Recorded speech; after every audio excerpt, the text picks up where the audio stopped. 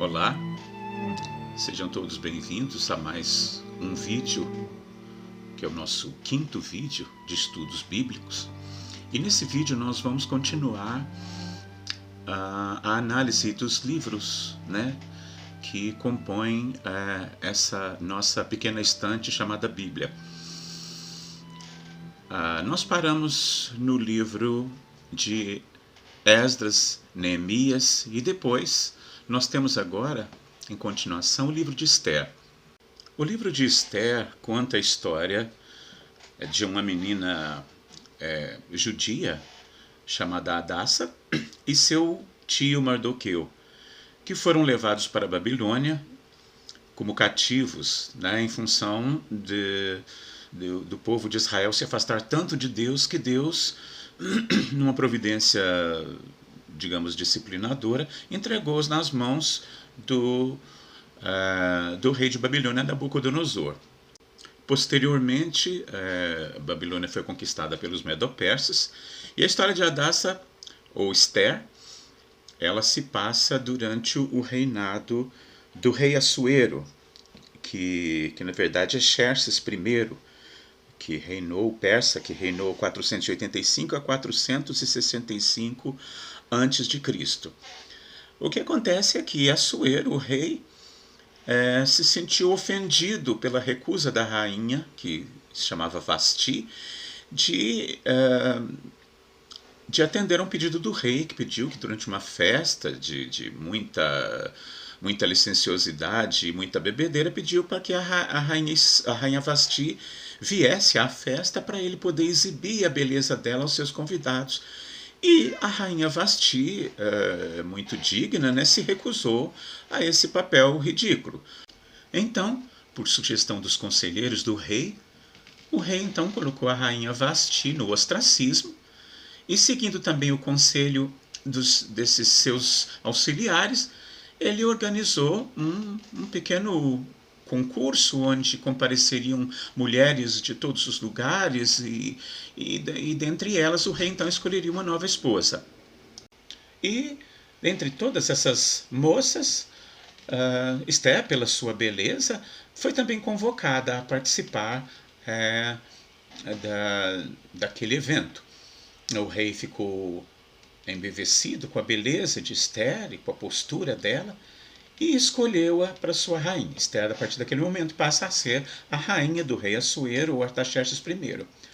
O que acontece é que Artaxerxes tinha um conselheiro, Amã, que odiava o povo de Israel e montou uma trama para que o povo fosse destruído.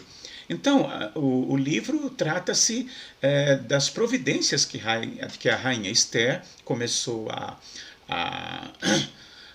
tomar, para salvar o seu povo. É interessante, tem uma coisa curiosa no livro de Esther, é que o nome de Deus não é mencionado sequer uma vez no livro de Esther. É o único livro onde não aparece o nome de Deus. Entretanto, em todo o livro se consegue ver a atuação de Deus, livrando o povo de Israel, de uma trama que foi armada para destruir o povo de Deus. Certamente uma trama influenciada e inspirada por Satanás, que sempre o objetivo dele foi destruir o povo de Deus e destruir o nome de Deus sobre a face da terra. Depois nós temos um livro bastante interessante, que é o livro de Jó.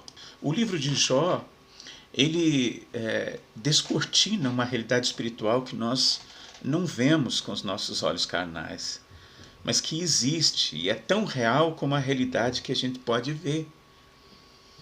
Então, em 2 Reis, tem uma história interessante, do profeta Eliseu, que o profeta estava na cidade de Samaria, que de repente a cidade foi cercada pelo exército da Síria, A Bíblia diz que principalmente o monte onde estava o profeta, porque na verdade o exército da Síria foi até Samaria, e cercou o monte que o profeta estava para poder levá-lo, Mas aí nessa situação, o servo do profeta, chamado Geazi, ele disse para o profeta: Senhor, o que nós vamos fazer? Aí o profeta disse, olha, não se preocupa, Geazi, mais são os que estão conosco do que os que estão com eles. Geazi não entendeu, então o profeta disse, Senhor, peço-te que abras os olhos do moço, para que ele veja. Então, Geazi levantou os olhos, né, e a Bíblia diz que ele viu uma multidão de cavalos e carros de fogo que estavam, né, ao redor do monte onde estava o profeta.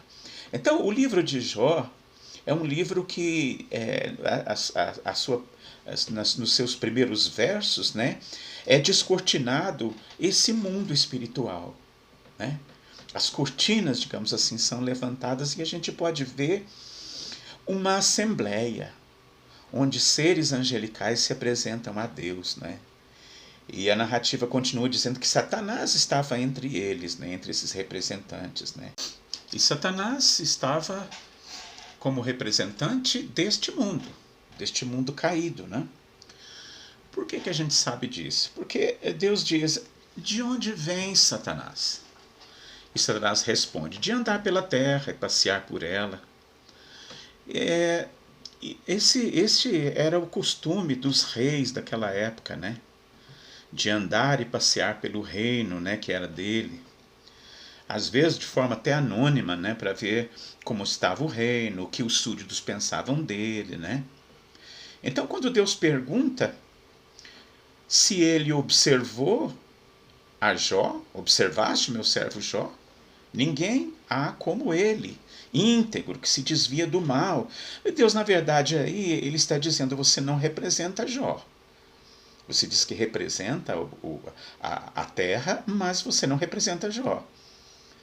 Então, Satanás diz para Deus, é claro, você cercou ele de bênçãos, né? Retira dele as bênçãos. Retira dele a proteção para ver se ele não blasfema de ti. Aí então, né, o livro nos conta a história de que Deus permite que Satanás tire tudo de Jó. Os filhos, os bens, a saúde. Até a mulher de Jó, né, usada por Satanás quando diz para Jó lá sentado no meio do pó, todo cheio de feridas, sem nada mais na vida, ela diz a ele, amaldiçoa o teu Deus e morre. Né? Então, mas Jó, né, no seu sofrimento, né, ele abandonado, né, ferido, né, triste, né, com a perda dos seus filhos, de tudo, né, não, mesmo assim não blasfema de Deus, né. Aliás, ele diz, o Senhor Deus deu, o Senhor Deus levou, louvado seja o Senhor. Né. Aí, na continuação do livro, aparecem os 4 amigos, né, de Jó para consolar ele, né. Eles ficaram 7 dias, eles encontraram Jó numa situação tão difícil que eles ficaram 7 dias ali só ao lado dele, sem coragem de falar nada, né?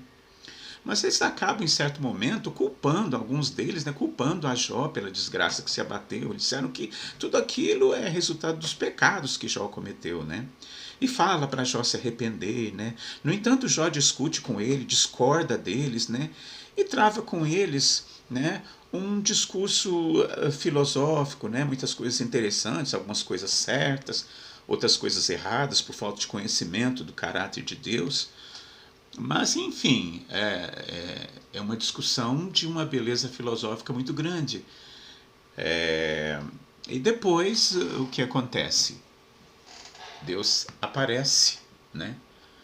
No meio daquela discussão, a Bíblia diz que Deus aparece no meio de um redemoinho e diz para Jó, onde é que você estava quando eu fiz o universo, quando eu fiz as estrelas, né? Querendo dizer, Jó, você não entende muita coisa.